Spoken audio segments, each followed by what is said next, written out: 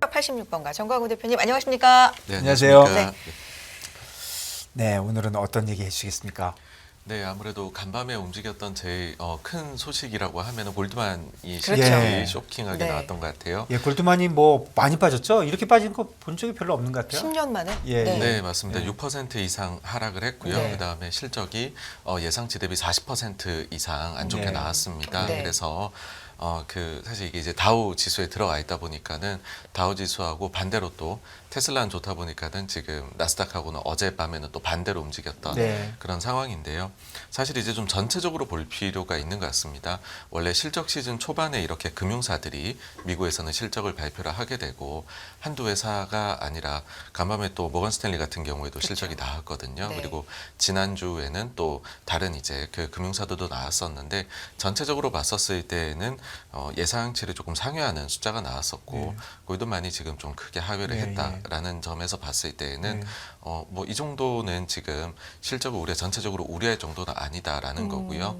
추가해서 실적 시즌 지금 업데이트를 조금 해드리면 네. 그 과거에 평균적으로 미국이 한 70% 초반 정도 네. 어닝 서프라이즈 기업들이 기록을 했습니다. 네. 그러니까 10개 기업이 실적을 발표하면 7개 약간 넘게 네. 어닝 서프라이즈가 나왔는데 이번에 같은 경우는 그보다도 좀 더 높습니다. 아, 그래요? 예, 지금 70% 후반대 정도가 어닝 서프라이즈를 기록을 하고 있거든요. 그래서 우려가 사실은 많았기 때문에 그렇게 허들이 많이 낮아졌습니다. 그러니까 추정치를 확 낮추니까 그러니까는 그거는 이제 좀 넘을 수 있다 정도입니다. 그러니까 어떤 이야기냐 하면은 아주 안 좋게 보시는 분들한테는 불만족스럽고 또 혹시나 많이 긍정적이지 않을까 하신 분들에게는 어쨌든 이미 좀 내려가 있는 상황이거든요. 그래서 우려한 것보다는 나은 수준으로 지금 이번 시즌이 지금 시작을 했다. 근데 뭐 빅테크 기업들이 워낙 중요하니까 그렇죠. 계속 지켜봐야 되는데 어쨌든 네. 초기는 괜찮습니다. 네. 그런데 평소에도 한 70% 정도는 어닝 서프라이즈가 나온다는 거는 어널리스트들이 조금 낮게 해가지고 서프라이즈를 이렇게 보고 싶어 하는 건가요? 네, 거기에 대해서 이유를 한번 찾아보면은 예. 그런 사례들이 좀 있더라고요. 미국의 경우에는 네. 만약에 좀 심각하게 어닝 쇼크가 네. 여러 차례 걸쳐 나게 되면 여기에 대해서 투자자들이 또 회사에다가 소송을 거는 경우들이 있더라고요. 왜냐하면 제대로 투자 정보를 알리질 않았다라는 게 있다 보니까 회사들이 아무래도 안 좋은 점들을 미리미리 더 알리는 경향이 있고요. 그러다 보니 추정치 자체가 조금 보수적으로 되고 거기를 뛰어넘는 실적이 나오는 경향이 있는 것인데 한국과는 그래서 정반대라고 그러니까 알 수가 어널리스트가 좀 보수적으로 하는 게 아니라 회사가 조금 나쁜 뉴스를 많이 주고 네네. 예측치 자체는 어차피 회사가 만드니까 회사가 조금 보수적으로 한다. 네, 가이던스를 할 때, 네. 그러니까 사실 그런 점이 있는 것 같아요. 나쁜 소식을 네. 그러니까 숨기지 않고, 숨기지 않고. 예, 대체로 다 빠르게 공개를 하다 보니 그런 부분들이 이제 반영이 좀 잘 되는 게 아닌가 국내 싶습니다. 기업은 조금 반대라고 지금 말씀하신 건 어떤 의미신가요? 네, 국내의 경우에는 이렇게 어닝이 예측치보다 잘 나오는 경우가 한 절반 정도 수준? 그니까요. 네, 절반 혹은 낮을 때도 예. 있고요. 오히려 좀 심각하게 어닝 쇼크가 나는 네. 경우가 한 세 개 중에 하나 정도 네. 실적 시즌에 나오게 됩니다. 근데 여기에 대해 가지고서는 아무래도 우리가 조금 셀 레포트를 쓰기 힘든 환경이기 때문에 그렇죠. 회사가 안 좋을 것 같으면은 아예 이제 보고서가 안 나오게 되는 상황들이 나옵니다. 그럼 추정치가 내려가지 않고 멈춰버리는 거죠. 그래서 혹시나 하나 팁을 드리자면 갑자기 최근에 보고서가 안 나오기 시작을 하면 나쁜 거네요. 뭔가 좀 안 좋은 부분이 있는 거죠. 그걸 말은 못 하는 것이고, 그리고 또 우리 기업들이 뭐 미국은 좀 그렇습니다. 뭐 좀 소비재 기업들이 많아요. 네. 그러다 보니까는 회사의 사정이 일정하게 흘러가는데 우리는 가령 예를 들어서 철강 기업이나 이런 회사들이 굉장히 빠르게 업황이 바뀌거든요. 그래서 그 부분을 실시간으로 바로 반영하기에 조금 어려운 면도 있습니다. 투명도에서도 좀 차이가 있고 또 경기 민감한 것들이 있고. 네, 그렇습니다. 알겠습니다. 네. 무소식이면 희소식이 아니고 무소식이면 조심해야 되는 거네요. 네. 네, 오히려 좋다라고 하면 계속 레포트가 네. 나오면서 올려나갈 겁니다. 네. 네. 그리고 어제 그 실적을 보면 대표적으로 골드만은 나쁘고 모건 스탠리는 좋고 시티는 나쁘고 JP 모건은 좋고 뭐 이렇게 좀 상충이 되네요. 네, 뭐 그렇습니다. 어떻게 봐야 될까요? 이런 거는? 네, 사실은 시장의 변동성이 매우 높았었기 때문에, 네. 그러니까는 뭐 트레이딩 쪽이라든지 네. 아니면은 상품 구성에서 해지나 이런 그 다음에 또 추가적으로는 그 프로비전을 얼마나 쌓느냐, 네. 그러니까 충당금을 네. 이런 다양한 이슈들이 있었던 것 같아요. 네. 그러다 보니까는 사실 이렇게 서로 다른 이야기가 나올 때에는 요거를 그 긍정적으로도 볼 이유가 없고 부정적으로 볼 이유도 없고 어떠면은 이번에 잘 나온 기업이 다음에 못 나올 수도 있고 반대일 수도 있거든요. 그래서 이거는 사실은 저희가 중립적으로 그냥 딱 놓고서 일단 금융사들은 굉장히 지난 분기가 터프했을 텐데 그냥 무난하게 나왔구나 정도로 해석을 해야 되지 않을까라고 생각을 합니다. 예, 제가 네. 좀 전에 잠깐 말씀드렸지만 골드만삭스는 워낙 트레이딩에 포커스가 뭐 비즈니스가 50% 가까이 되기 때문에 역시 골드만삭스가 트레이딩 쪽에서 조금 어려움이 있었다 이렇게 좀 봐지긴 하네요. 예. 네, 사실 그 변동성 자체가 네. 지난 4분기가 역대급으로 네. 높았었고 네. 난이도가 굉장히 높았던 장이지 않습니까? 네, 투자하신 네, 분들은 네. 다 아시겠지만은 그러다 보니까는 그 원숭이도 나무에서 떨어질 네, 때가 있다라고 네, 네, 그렇게 생각을 합니다. 네, 그리고 상대적으로 모건 스탠리는 트레이딩보다는 어셋 매니지먼트 쪽이 많으니까 네, 견고하게 네. 된 것 같고 맞습니다. 네, 네. 그렇네요. 유튜브 채팅창에도 시작하면서 올려주셨던 질문인데 이게 상관이 없을 수도 있지만 국내 금융주가 최근에 좀 잘 갔었거든요. 네네. 다른 여타 섹터 대비해서도 좀 주가 흐름이 좋았는데 이게 혹시 영향이 있을까라는 질문도 있었는데 어떻게 보세요? 네, 사실 그 크게 관련은 없습니다. 네. 뭐 반대로 생각해 보시면은 미국의 금융주들이 잘 갈 때 우리 금융주가 못 가는 경우들이 대부분이었기 네, 때문에 그렇게 꼭 보실 필요는 없고요. 네. 오히려 그러면 최근에 우리 금융주들을 이렇게 좀 위로 올렸던 요인들이 왜 무엇이냐, 그랬나? 예라고 생각을 해보게 네. 되면은 첫째로는 한국이 미국보다 이 그 소위 말해서 부도 위험, 크레딧 리스크 걱정이 엄청 높았던 것 같아요. 금융사들에 대해서. 그러니까 레고랜드 사태가 터진 이후부터 해가지고서는 뭐 PF라든지 네, 그리고 회사채도 소화가 안 된다, 뭐 한전채 너무나도 많은 문제들이 있다 보니 네. 그럴 때는 금융사 전체적으로 의심이 들기 시작을 하거든요. 네. 이 금융사가 뭘 가지고 있을지 모르는데 네. 여기에서 손실이 갑자기 튀어나오게 되면 그렇죠. 어떡하느냐. 그럴 수 있죠. 네. 그러면은 모든 금융사에 대해 좀 배어한 입장을 가지게 되는데 그게 일단은 없어지는 과정을 지금 밟고 있다라고 생각을 네, 해요. 네, 네. 스프레드도 줄어들고 금리도 지금 내려가고 있으니까요. 네. 그리고 또 한 가지는 아무래도 우리 금융사들의 최근에 들어오고 있는 주주행동주의 흐름이 또 좀 바꿔놓지 않을까인데 사실 글로벌에서도 금융사들이 다른 이제 시장 평균 대비해서는 밸류에이션이 낮습니다. 좀 저평가라고 얘기들을 하잖아요. 근데 그 글로벌과 비교해도 우리나라는 훨씬 더 금융사들이 밸류에이션이 낮거든요. 근데 그 이유가 뭐냐라고 했었을 때에는 뭔가 건전성이 문제 있냐 이렇다라기보다 주주 환원책, 자본 재분배 정책이 굉장히 미흡하기 때문에 그런 부분이 있습니다. 그런데 이번에 여기에 대해 가지고서 뭐 행동주의 펀드가 나와서 이야기를 한다든지 또 추가적으로는 정부에서 이제는 자사주를 매입을 할 때 의무 소각을 좀 해야 되겠다라는 거에 대해서 확정된 건 아니지만 논의가 진행이 이제 되기 시작을 한 거잖아요.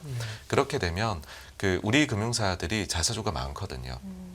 그러니까는 은행도 그렇고 특히나 이제 보험사들의 경우에 자사주를 뭐 10%씩 들고 있는 데들이 많습니다. 그러다 보니까는 기존에 보유하고 있는 것도 그러면 영향을 아직 나온 건 아니지만 받을 수도 있는 거 아니냐 이런 것까지 연계가 되다 보니까는 금융사가 전체적으로 지금 괜찮지 않을까라는 게 지금 시장을 끌어올린 요인이기 때문에 글로벌하고는 좀 다르다 네. 이고요. 그리고 실적 측면에서 봤었을 때도 오히려 우리는 너무 많은 우려를 한번 맞고 갔었기 때문에 좀 4분기에는 분명히 보수적으로 더 싸울 겁니다. 근데 워낙에나 지금 1분기부터 3분기까지 벌어놓은 게 많고 그리고 이 건전성이 우리가 생각보다는 괜찮습니다.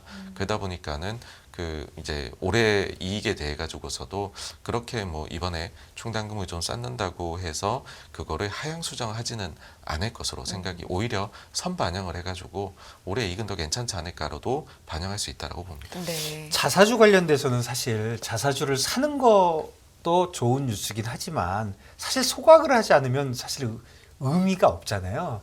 근데 진짜 소각의 움직임을 뭐 규제적인 측면에서도 벌어지고 또 진짜 은행들이 주인을 저는 단 한 번도 은행들이 주인을 주주라고 생각한 적이 있는지 모르겠지만 진짜 생각을 그쪽으로 좀 가서 소각을 하기 시작하면 이거는 아주 큰 뉴스가 되지 않을까 싶은데 어떻습니까?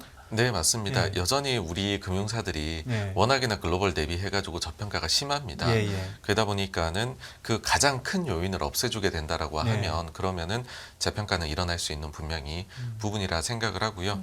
그냥 우리 증시 전체로 봤었을 때도요. 만약에 뭐 이제 예를 들어 이제 외국인들은 코스피 200에 주요 관심이 되니까 코스피 200을 기준으로 봤었을 때에 전체적으로 시가총액 대비해서 자사주가 어느 정도 있느냐. 네. 어제 기준으로 봤었을 때 거의 한 3% 가까이 아, 그래요? 되더라고요. 예, 그래서 예. 기보유분을 만약에 다 소각하게 된다라고 하면은 사실 이론적으로는 그만큼은 올라가야 그냥 되는 올라가야죠. 네, 예, 것일 예. 거고요. 그리고 여기에는 또 한 가지 맹점이 있는 게 네. 삼성전자의 경우에는 지금 자사주가 하나도 없거든요. 네. 그래서 삼성전자 거기에 2등이 지금 LG엔솔도 없는데 둘 다 제외를 하게 되면 4% 이상으로 올라가게 됩니다. 이제 여기서 사실 이제 그 대표 기업 제외한 게 무슨 의미가 있을까 네. 하실 수 있는데 삼성전자의 경우에는 지금 제가 볼 때는 사실상 자사주를 살 수 없기 때문에 그런 상황인 것이지 그 상황만 조금 개선이 되면 언제든지 살 여력이 있고 그럴 요구도 들어갈 거다라고 아, 규제적으로 보거든요. 문제가 있나요? 네, 그렇습니다. 예, 예. 그러니까 요거는 이제 조금 네. 길게 말씀을 네, 드리면 삼성전자가 2015년도 3분기에 실적을 발표하면서 3개년도 주주 환원 계획을 발표를 네. 했었거든요. 그때는 자사주를 매입하고 소각을 했습니다. 네. 그래서 보시면 2018년도 상반기에 소각도 다 일어났고 네. 그때 이제 주당 이제 주식도 분할을 하면서 완전 국민주가 됐다 이런 얘기들 하셨었거든요. 근데 그때 딱 가봐놓고 보니까는 이제 맞이하게 된 문제점이 어떤 거였었냐 하면 금융사가 계열 이런 이제 회사의 지분을 10% 이상 보유를 할 수 없는 우리가 규정이 있습니다. 네. 물론 엄밀히 말하면 15%까지 가질 수는 있어요. 네. 근데 10%가 안 되었던 계열사에서 금융사가 갑자기 계열사 지분의 10% 이상으로 넘어가게 될 때에는 사전 승인이 필요한 네. 거죠. 근데 당시에 이제 사전 승인을 제가 알기로는 신청을 하지 않고 네. 삼성생명과 삼성화재가 보유한 지분이 소각을 하게 되니까 10%가 안 되다 10이 넘어가게 된 거죠. 네. 그러니까는 장내 매각을 해버립니다. 네. 그래서 이제 시장에서는 놀란 것이 자사주 매입 소각을 하면 원래는 매물이 줄어들어서 좋은 건데 매물이 다시 나와버리게 되는 상황을 보니까는 이게 과연 좋은 거냐가 됐고 그 뒤에 삼성전자는 자사주 매입을 하지 않습니다.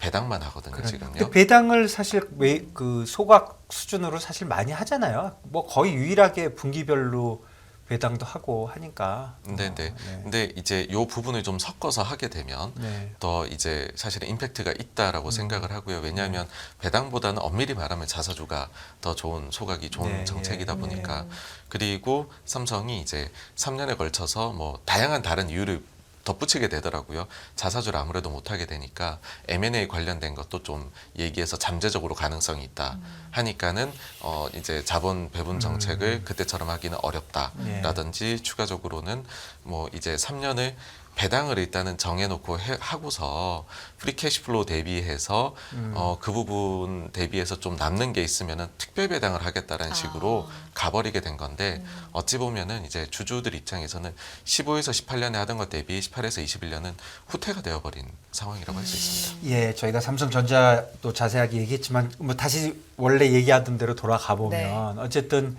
이 금융주의 이런 자사주도 굿뉴스가 될 수 있고 그다음에 최근에 일어나는 주주 환원정 그런 움직임 네, 이런 네. 것들이 금융주에는 조금 호재로 작용하고 있다 이렇게 정리하면 되겠습니까? 네, 맞습니다. 네. 네. 시장 얘기 조금 더 크게 한번 돌아가 보겠습니다. 간밤에 보면 휴장하고 좀 오랜만에 미국 시장이 열렸는데 연초에 좀 흐름이 사실 괜찮았잖아요. 국내외적으로도 그렇고.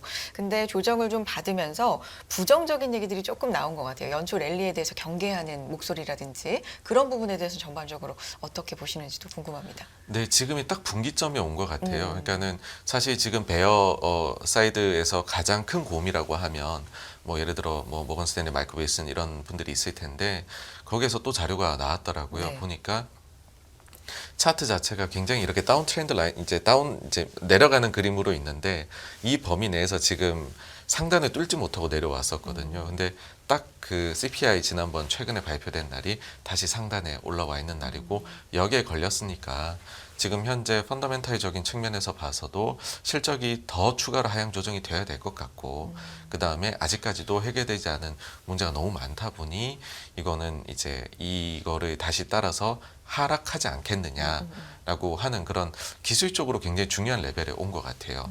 그러니까는 충분히 뭐 좀 빠진 거에서 12월에 반등은 할 수 있는데 여기에서 추가 반등은 어렵지 않겠느냐. 근데 그거를 추동하는 요인이 일단 실적 시즌을 지켜보자 이다 보니까 제 생각에는 결국에는 그렇다라고 하면 실적을 지켜보면서 실적이 지금처럼만 제가 볼 때에는 뭐 낮아진 눈높이를 충분히 충족시켜준다. 그래서 어닝 서프라이즈 비율이 지금처럼 나온다라고 하면은 제 생각에는 부정론보다는 긍정론 쪽으로 좀 더 가지 않겠느냐라고 생각을 하고요. 그다음 추가적으로 이와 관련해서 두 가지를 더 말씀을 드리자면 첫 번째는 그 차트로 봤었을 때 상단이 내려온 것은 맞아요. 근데 이번에는 내려오면서 처음으로 하단이 올라갔거든요. 그러니까는 전 저점을 깨지 않고 이번에는 반등을 하면서 다시 그 범위의 상단에 도달을 했습니다. 그러니까 요거는 조금 그전하고는 달라진 그림이다라는 것이고요. 기술적으로 봤었을 때예요. 그 다음에 이제 그 또 한 가지를 말씀을 드리고자 하는 것은 좀 이제 연준의 태도나 이런 것들이 바뀌어 간다라는 것이죠. 그러니까 연준은 확실히 위원들의 태도가 좀 바뀐 게 느껴지고 있고 그 다음에 추가적으로 최근에 간밤에 나온 걸로는 그 유럽 같은 경우에 그 다음 회의, 다다음 회의까지는 최소한 50bp 인상을 하지 않겠느냐라고 시장에서는 봤었는데 블룸버그에서 사안의 정통한 관계자가 이야기하기에 다음 회의는 50bp지만 그 다음 회의는 25bp로 인상폭을 좀 줄이는 얘기를 논의를 하기 시작을 했다. 네. 사실 그 얘기가 나오면서 어제 증시가 마이너스로 있던 게 선물이 바로 플러스로 전환됐었던 시점이거든요. 예, 그리고 유럽에 있는 채권들도 맞습니다. 다 굉장히 강해졌어요. 6bp, 8bp 정도. 네, 네. 그래서 확실히 이쪽에서도 조금 그 뭐랄까요 태도 변화가 감지가 되기 시작을 하는 것이거든요. 사실 주요 요인이라면 가스 가격이 너무 내려오니까 좀 자신감을 가지게 된 것 같아요. 그래서 그 전하고는 다르게 변화된 부분들이 있기 때문에 이번에는 조금 그런 좀 과거와는 다른 양태가 나타나지 않을까이고요. 실제로 그런 게 좀 보이는 게 매달 나오는 그 뱅크 오브 아메리카의 펀드 매니저 서베이 있잖아요. 그게 또 간밤에 나왔었는데 약간 또 좀 긍정적으로 돌아섰습니다. 그러니까 리세션에 대한 우려도 좀 내려왔고요. 현금 비중도 좀 내려왔고 다만 특이한 점은 이머징은 좀 많이 샀고요. 이머징은 좀 좋게 보고요. 반면에 지금 17년 만에 미국을 가장 안 좋게 보고 있는 상황이기는 합니다. 그래서 어제 보면 뭐 JP 모건 시티도 뭐 그냥 뭐 다 베어마켓 랠리고 지금 지난 한 5번은 된 것 같아요. 올라가면 내려오고 올라가면 내려온 거에 또 걸려 있다는 얘기는 했는데 지금 말씀해 주신 것 중에 특히 미국이 그래도 조금 걸리더라도 지금 유럽이 분위기가 좀 저렇고 아시아도 사실 나쁜 건 아니잖아요. 중국에 코로나가 걸려 있어서 좀 걱정은 되지만 그래도 리오픈한다는 것도 뭐 확실하고 부양책도 하고 또 이머징 마켓이 좋아 보이고 달러도 좀 약해지고 그러면 미국은 약해도 글로벌 증시는 그야말로 조금 미국만 쫓아가는 게 아니라 처음으로 좀 상대적으로 아웃퍼폼 할 수 있는 가능성 그런 거에 대해서는 어떻게 보십니까? 네, 뭐 저도 같은 생각입니다. 그러니까는 사실 이게 그 저희가 계속해서 미국이 강세였던 장을 너무 오래 봤었기 때문에 미국이 더 좋다라는 생각이 강하게 박혀 있는데 근데 뭐 이렇게 경기가 한번 나빠진 이후에 좀 최악의 국면은 지났다라고 할 때 반등은 사실 그 한국이 경기 민감이 높아가지고서 반등이 빠르다 말씀드렸잖아요. 근데 중국이나 유럽도 어쨌든 미국보다는 민감이 더 많습니다. 그래서 이쪽이 반등이 빠를 가능성이 저도 있다라고 보고요. 과거에도 그런 확률이 높았고 그러면 이번에 지금 나타나고 있는 모습이 이례적인 거는 절대 아니다. 그렇게 생각을 합니다. 그러면 우리 투자가분들도 다양한 투자를 해야 되겠네요. 점점 다양하게. 다양하게. 다양한 투자가 진짜 지름길인 것 같아요. 네, 그래서 특히나 이게 좀 미국과 한국이나 이런 차이가 좀 주주에 대한 정책이라든지 이런 게 너무 차이가 나다 보니 미국이 장기로 적합하고 우리는 부적합하다라는 인식도 강하게 있으신데 최근에 그걸 변화시키기 위한 흐름들이 많이 나타나고 있고요. 뭐 의무 공개 매수 제도도 얘기가 있고 또 저는 사실 어저께 정말 놀랬던 것은 지난주부터 해가지고서 놀랬던 거는 정부에서 우리가 선진지수에 들어가기 위한 노력을 하겠다 네. 이야기를 하시는데 근데 그 부분에서 정말로 핵심을 찌르더라고요. 아, 그랬나요? 예, 원래 이제 우리가 선진지수 편입 시도를 하겠다라는 이야기는 참 많았지만 맞아요. 예, 뭐, 예. 뭐 너무 오래돼서 이제 얘기하고 싶지도 않죠. MSCI 예, 얘기는 뭐 예, 너무 예. 많이. 네네. 근데 이제 실질적으로 좀 뭐가 있나요? 네, 그랬을 때 항상 걸리는 게 딱 가게 되면은 제일 먼저 나오는 이제 MSCI 쪽에서의 질문은 뭐냐면 외환시장 추가 개방 가능하느냐 이거거든요. 우리는 거의 주식시장 열리는 그 사이밖에 외환이 안 되지 않습니까? 네. 근데 지금 새벽 2시 얘기를 이제 정부에서 이야기를 하더라고요. 그래요. 그러니까 실질적으로 우리는 다른 조건은 사실상 다 갖췄다라고 보면 되고요. 외환시장을 개방을 더 할 수 있느냐 이 여부를 가지고서 선진시장에 갈 수 있느냐 아니냐가 나뉘게 될 텐데 그 전에 이야기 나올 때는 외환시장의 추가 개방 얘기는 없었습니다. 근데 이번이 차이가 나는 점은 외환시장의 개방을 거의 사실상 어제 추경호 부총리, 경제부총리가 나와서 이야기를 했었는데 그런 부분에 대해 가지고 아주 긍정적으로 얘기를 하고 있거든요.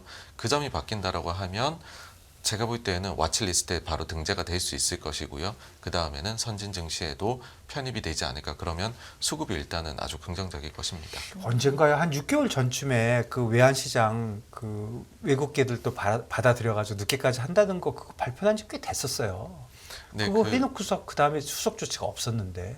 네, 그 이야기가 처음 나왔을 예. 때에는 그 세계 채권 지수 네. 거기에 우리가 와치리스트에 예, 등재가 예. 됐을 때에 예. 그 부분을 검토를 하겠다. 그리고 아무것도 안 였었는데, 했잖아요. 예, 근데 이번에는 그거를 실제로 뭐 시간까지 해가지고서 아. 새벽 2시로 그리고 이제 타임라인까지도 뭐 올해나 내년 정도까지로 네. 이렇게 얘기가 나왔는데 이 점이 된다라고 하면 제가 볼 때는 강하다라는 거고요. 그래서 한번 기억을 되돌려 보니 작년 연말쯤에 독특했던 게 골드만삭스에서 한국에 대해서 증시 의견을 상향을 하면서 네. 네. 이유를 여러 개를 들었었어요. 네네. 여러 개를 들면서 맨 마지막으로 들었던 게 혹시나 한국이 선진지수에 편입될 수도 있다. 네. 그렇게 되면 증시가 크게 뛸 수 있다. 아. 라는 거를 이유로 들었는데 그때 당시에는 의아했었거든요. 네. 왜냐하면은 이게 이제 현업에 있었던 사람들의 입장에서는 그거는 약간 양치기 소년 같은 이야기인데 이 이야기를 왜 이제 주요 근거 중에 하나로 들었을까였었는데 그런 얘기를 하는 게 좀 이례적인 건가요? 굉장히 이례적이다라고 아. 할 수 있습니다. 네. 네. 왜냐하면 아직 그 와치리스트에 등재도 안 돼 있는데 아. 그 가능성이 있다라고 얘기하는 건 상당히 이례적이라고 봤었거든요. 그런데 뭔가 이거는 이야기들이 계속 있지 않았을까라고 추정을 해봅니다. 뭐 저는 믿는 게 여기에 진짜 들어가게 되면 주식은 진짜 많이 오를 것 같아요. 상당히. 우리나라 주식이 상당히 오를 것 같고 두 번째는 진짜 그동안은 양치기 소년 맞는데 결국에 관건은 외환시장인 것도 맞는 것 같고 외환시장에서 조금만 자신감을 가지면 되는데 네네. 진짜로 왜 그렇게 못 갔는지 이게 과연 항상 좀 부정적으로 얘기하면 자신감이 없는 게 아니라 컨트롤을 놓고 싶지 않아서 그런 게 아닌가 그런 의구심을 계속 갖는 거거든요. 시장은 네네. 되는데 자기들의 컨트롤을 지금 안 놓고 싶어가지고 저러고 있는 거 아닌가 그런 요번에 바뀔 수 있을지 모르겠네요. 네, 그 부분에서 사실 IMF에 우리는 그 나쁜 기억이 있기 때문에 네. 추진하기가 좀 어렵지 않았나라는 네. 생각을 하는데요. 이번에는 좀 도구들이 있는 것 같아요. 네. 가령 예를 들면은 이야기가 지금까지 나온 걸 종합을 해보면은 국민연금이 해외 해지 비율이 굉장히 낮은데 그걸 좀 높인다든지 국내외 투자 비중에 대해 다시 들여다보겠다 이런 것들은 외환시장 안정화 정책이 될 수 있고 또 한창 1,500원 간다라는 얘기가 나올 때에는 우리 기업들이 해외 지금 유보해두고 있는 자금들, 국내에 안 들어오고 있는 자금들을 뭔가 좀 혜택을 줘가지고서 들어오게 가져오게 만들면, 하려고? 네, 예. 그러면 환시장이 안정되지 않겠느냐.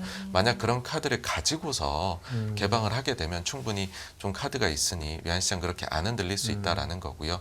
그때 당시 레포트에서 그럼 한국 증시는 이 영향이 어떻게 될 거냐. 만약 편입이 된다라면 했었을 때에는 500억에서 한 550억 달러가 일단 들어올 수 있어서 네. 좋은 점.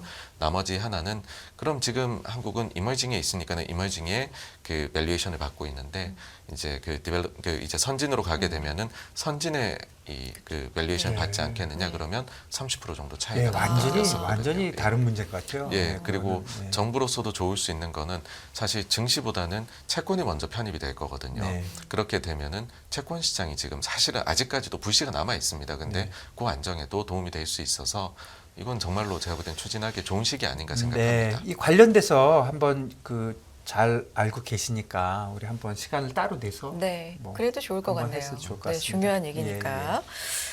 이번에야말로 좀 기대를 해볼 타이밍인가? 네. 네, 이런 네. 생각을 좀 조심스럽게 네. 해보고요. 마무리 말씀 또 나와 주실 거지만 며칠 있다가 그 사이에 시장에서는 뭘 좀 주목해서 봐야 되는지 정리 말씀 부탁드립니다. 네, 뭐 어쩔 수 없이 계속해서 지표 그다음에 실적인 것 네. 같아요. 네. 그래서 지금 실적 시즌 미국이 계속 진행 중이니까 그 부분에서 뭐 특이성이 없기를 바라면서 그냥 볼 수밖에 없지 않나 생각을 합니다. 지표와 네. 실적을. 네. 그리고 블랙아웃 기간 들어가기 전에 연준 인사들의 발언이 또 계속 될 테니까. 네, 네. 네. 그렇지만 그쪽은 계속 좀 25bp로 거의 굳어져 가는 게 아닌가 뭐 개인적으로 그래도 생각합니다. 매파적인 발언을 계속하지 않겠나요? 뭐 좋은 얘기 별로 안 할 것 같은데요. 예. 네, 조금씩은 하지만은 네. 어쨌든 지금 워낙에나 25bp 최근에 말씀하신 분들이 많이 늘어나서 네. 제 생각엔 거의 25로 확률도 그렇고요. 네. 네, 그렇게로 해서 블랙아웃으로 들어갈 걸로 생각을 합니다. 알겠습니다. 네. 자, 86번가 정광우 대표와 함께했습니다. 대표님 말씀 고맙습니다. 감사합니다. 감사합니다.